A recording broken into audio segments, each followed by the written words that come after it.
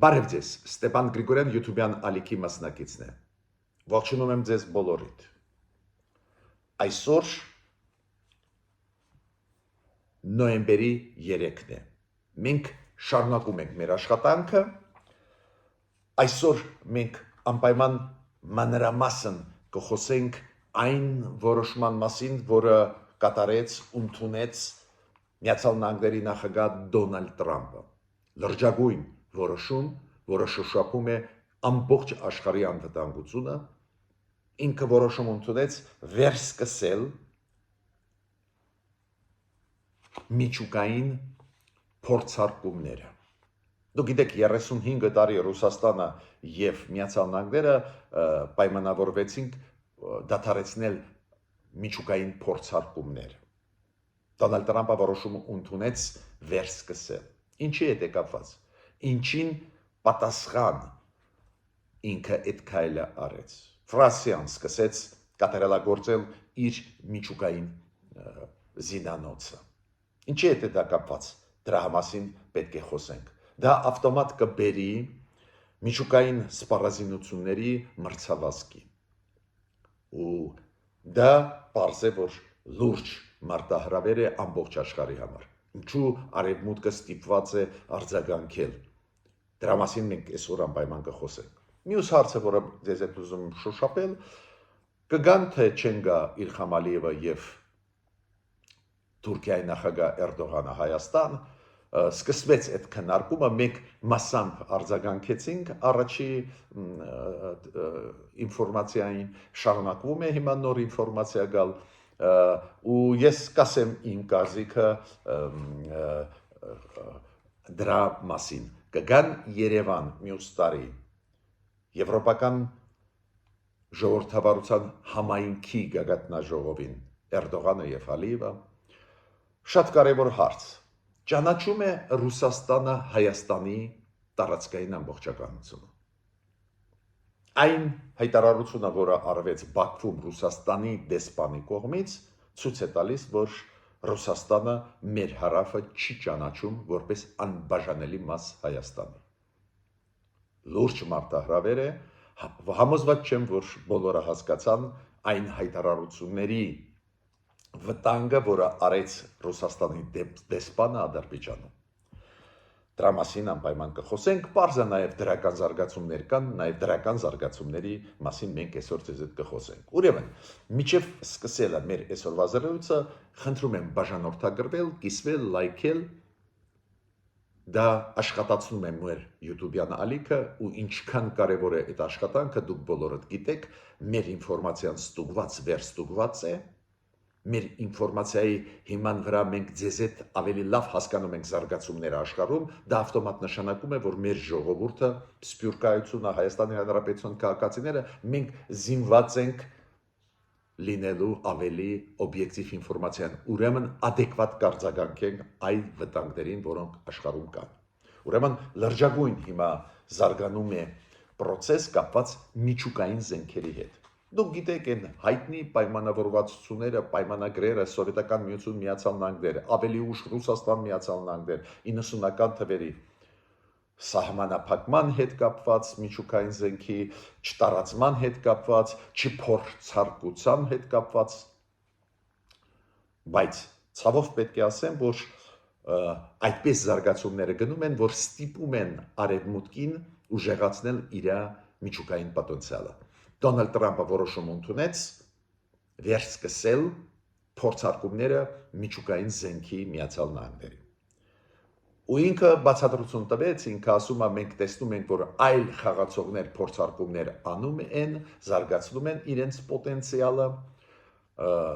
օրինակ Ռուսաստանը, օրինակ Հյուսիսային Կորեան։ Չինաստանի մասին ինքը ասեց, որ այո, Չինաստանը ունի շատ ավելի քիչ միջուկային գլխիկներ, միջուկային զենք համեմատ Միացյալ Նահանգների եւ Ռուսաստանի շատ ավելի քիչ, բայց թափով զարգանում է 5 տարուց հետո կհասնի Ռուսաստանի մակարդակին։ Այո, Դոնալդ Տրամպը ասում է Միացյալ Նահանգները մեծ առավելություն ունեն, բայց այնուամենայնիվ տեսնում են, որ լուրջ զարգացումներ գնում են, դա է պատճառը, որ Միացյալ Նահանգները որոշում ընդունեցին ասում է դրա մասին Դոնալդ Տրամպը, որոշում ընդունեցին միջուկային զենքի փորձարկում անել, միջուկային փորձարկումներ վերսկսել։ 35 տարուց անց նորից սկսվեց այդ միջուկային սպառազինությունների մրցավազքը։ Բացատրություն նաև տվեց փոխ նախագահ Միացյալ Նահանգների պարոն Ջեյ Վենսը, ինչքան այդքան կարևոր հարց է ամբողջ աշխարհի համար, որ բացատրություն պետք է տրվեր, ու ինքը ասեց, որ դուք պետք է հասկանաք, որ մենք ունենք մեծ պաշար միջուկային զենքերի, ամենամեծը աշխարհում, բայց մենք պետք է նայենք ինչ վիճակում է գտնվում մեր զինանոցը, մեր միջուկային զենքը, առանձին դեպքերում պետք է կատարելագործվի, առանձին դեպքերում պետք է թարմացվի։ Իրոք վտանգները լուրջ են, Հյուսիսային Կորեան իր փորձարկումները շարունակում է, ակնհայտ է հրթիռային համակարգը զարգացնելով Հյուսիսային Կորեան ունենալով ու լուրջ կասկածներ կա, որ ունի միջուկային գլխիկներ, կարող է հարվածներ հասցնել Ճապոնիային, այլ դաշնակիցների Միացյալ Նահանգների պոտենցիալ այդ հնարավորությունը ունի Հյուսիսային Կորեան, Ռուսաստանը ակնհայտ է անում է քայլեր ու սպառնում է, եթե Ուկրաինային օգնի ՆԱՏՕ-ն, սպառնում է ու մի անգամ չէ, որ սպառնում է միջուկային, նույնիսկ եթե պետք է զենք օգտագործել, պարզ է արձագանքը Միացյալ Նահանգների եղավ, ու ես ավելին ասեմ, ես զարմացած եմ, որ կամ ուշ արձագանքեց այդ սպառնալիքներին Միացյալ Նահանգները։ Ֆրանսիան, դուք գիտեք, նոր հրթիռներ միջուկային մարտագլխիկներով տեղադրում է Սյուզանավերում, Ֆրանսիան էլ այս վտանգներին փորձում է adekvat արձագանքել, օրինակ նույն Լուկաշենկոն Ալեքսանդր, այդպես կոչված Բելարուսի նախագահան ինքնակոչ, ինքը հայտարարություն արեց այս որոշումներից հետո հայտարարություն արեց, որ այո, մենք բերեցինք նոր տիպի միջուկային զենքեր Ռուսաստանից, բերեցինք, տեղադրեցինք մեր անվտանգությունը ապահովելու համար, պարզ է դա վաղուց արված էր, ուղղակի ինքը հայտարարեց 2 օր առաջ դրա մասին, պարզ է արևմուտքը գիտեր դրա մասին, Լուկաշենկոն ստիպված էր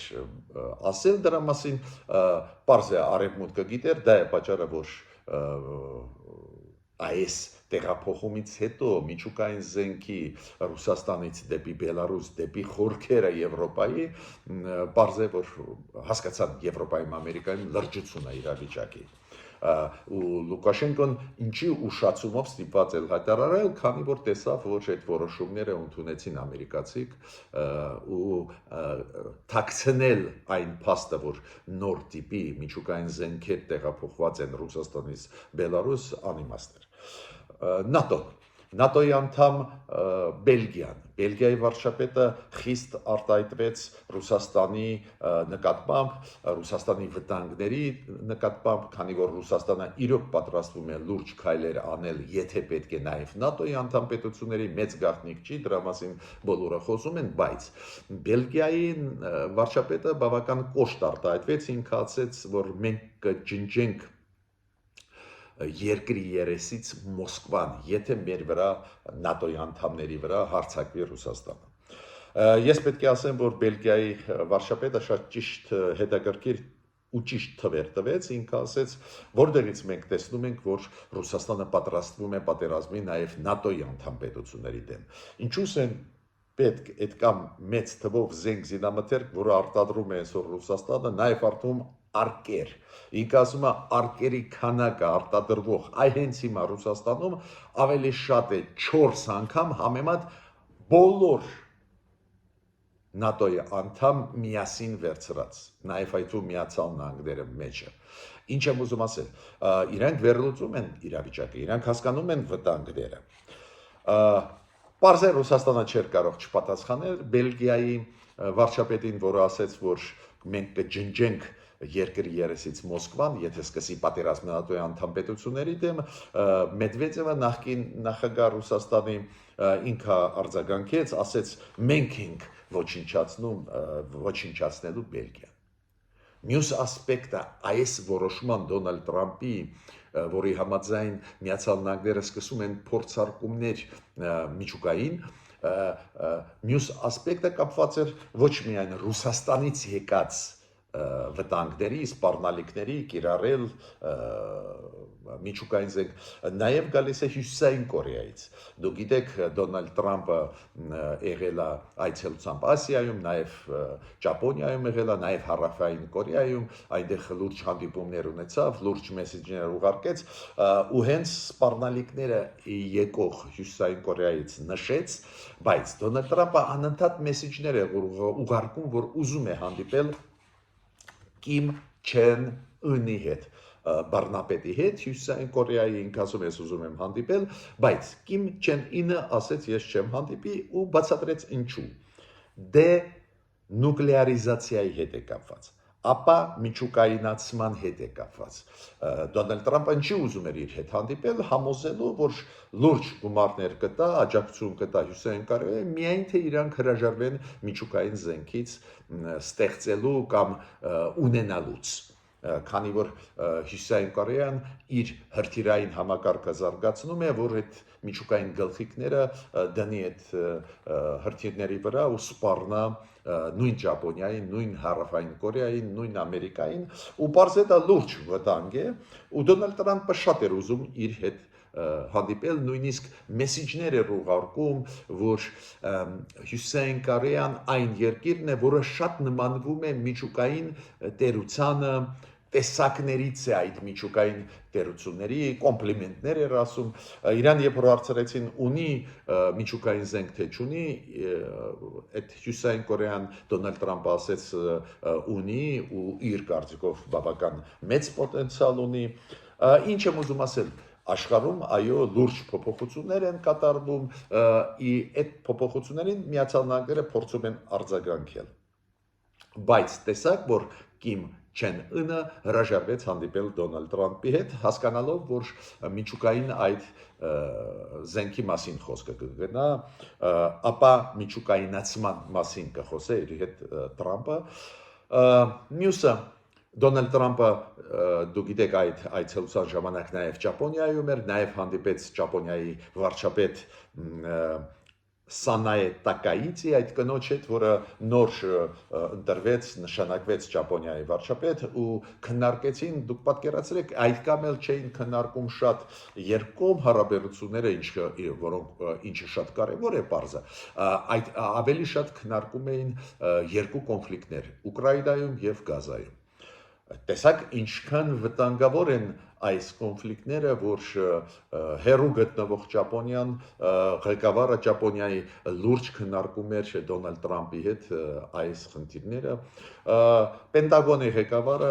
Միացյալ Նահանգների հիմա դա պատերազմի նախարարությունն է, նախկինում պաշտպանության,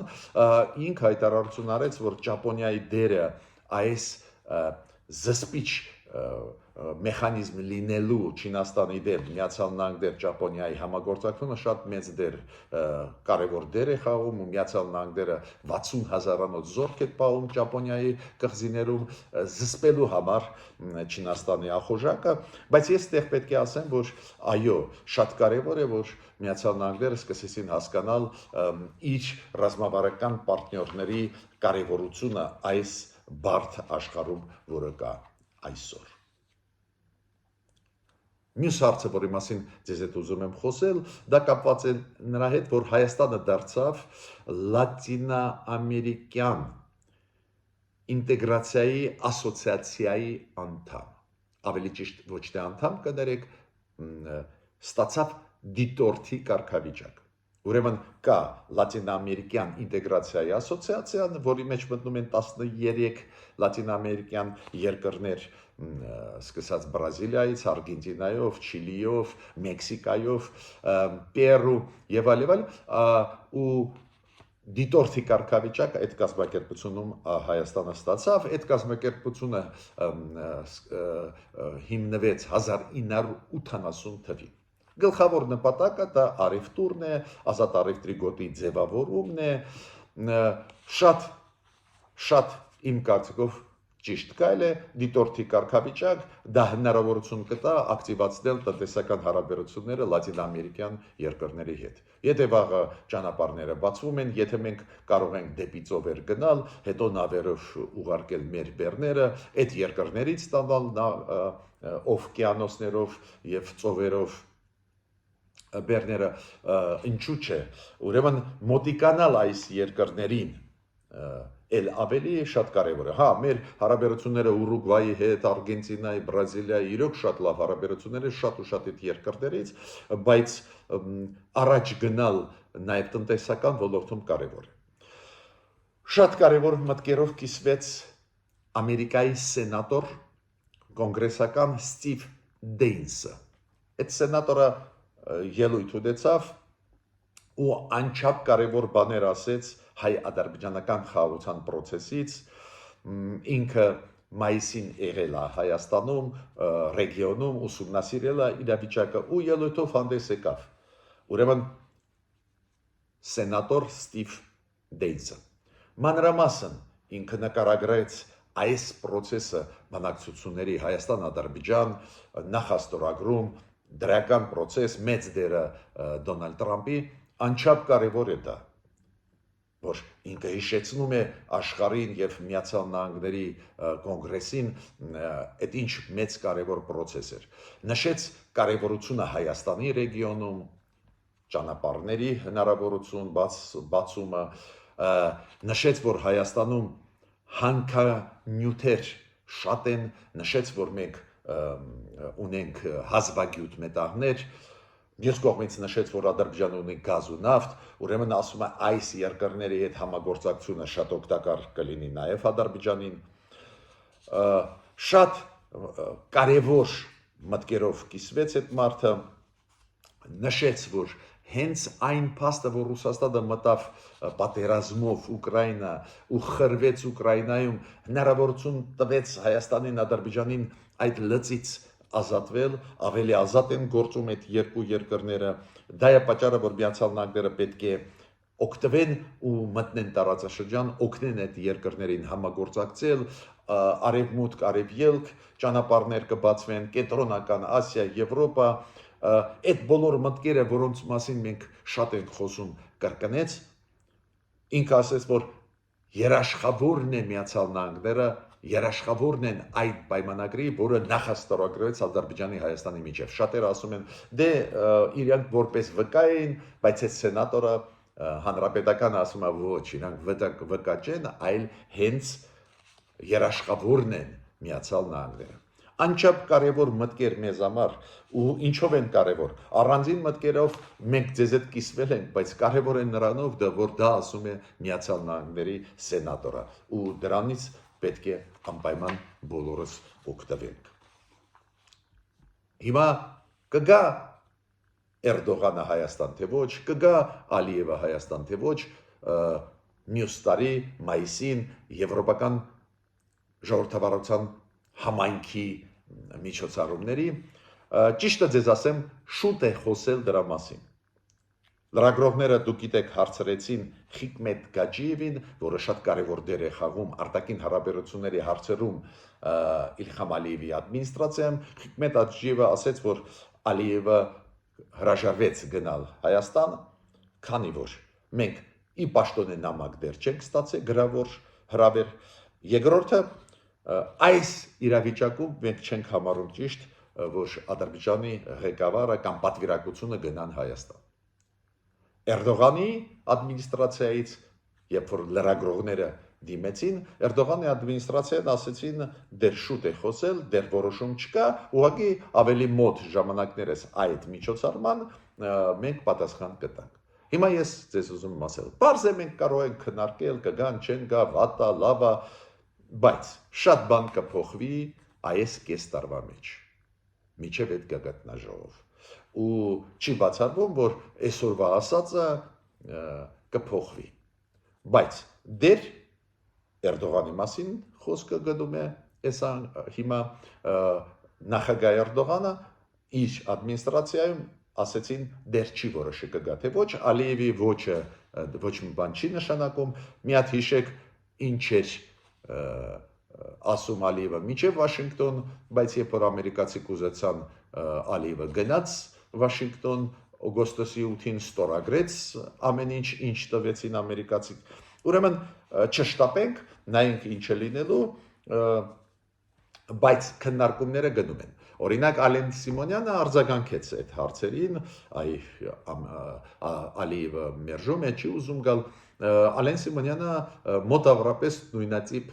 մոտեցում ցուցաբերեց, որի մասին մենք դες այդ 2 օր առաջ խոսում էինք, որ շատ բաներ կարող են փոխվել, ուրեմն հիմա դժվար է ասել, այդպես 100%-ով գան չեն գա, բայց Ալեն Սիմոնյանը նաև գումարեց մեկ բան։ Ինքը ասում է ամեն ինչ պետք է անենք, որ սառույցը կոտրենք մեր հարաբերությունների մեջ, որը կար հասկանալի պատճառներով Բաքվի հետ։ Նո, այդ դու գիտեք, այդ գիծն է, այդ մոտեցումն է գործող իշխանությունների։ Ես պետք է ասեմ, որ խաղաղության այդ ուղղությունը ես էլ միշտ ողջունում եմ, դա ճիշտ ճանապարհ է, բայց պետք է հասկանանք, որ հեշտ չի։ Օրինակ, դու գիտեք, որ նորից պաշտոնյաները Ադրբեջանի նորից օգտագործում են Զանգեզուրի միջանցք եզրույթը։ Մի պահ հիշում եք, ասում էին Զանգեզուրի միջանցք, մի պահ չէին ասում Զանգեզուրի միջանցք եզրույթը, հետո ասեցին Տրամպի ճանապարհ, Տրամպի ուղու, միաժամանակ Զանգեզուրի միջանցք, հիմա նորից վերադառնում են մաքուր այդպես կոչված Զանգեզուրի միջանցքի եզրույթին, դժվար է գործինել ունենալ Ադրբեջանի հետ, բայց պետք է հետևողական լինես։ Պետք է խոճապի մեջ չմատնվես, չնյարդանաս, առանձին դեպքերում անտեսես, օրինակ նույն Հիկմետ Գաջիևը ինքը ասեց, որ այն Զանգեզուրի միջանցքի, որը Ադրբեջանով կպնելու մեր Սյունիքի մարզին, այնտեղ թափով գնում է աշխատանք, նորից օգտագործեց Զանգեզուրի միջանցք։ Ֆորմալ մենք կարող ենք ասել, դե իրանց տարածքի մասին է խոսքը, ինչ անուն դու ուզում են թող դնել, բայց ուզում եմ ասել, նորից Զանգեզուրի միջանցքի եզրույթի վերադարձան։ Դու գիտեք, կա տրասեկա ծրագիր, արևմուտք արևելք, այնտեղ կա Ադրբեջան, նախաձեռնողներից մեկն է, մեծ դեր ունի, կա քարտուղարություն, այդ կազմակերպության տրասեկայի քարտուղարը ինքը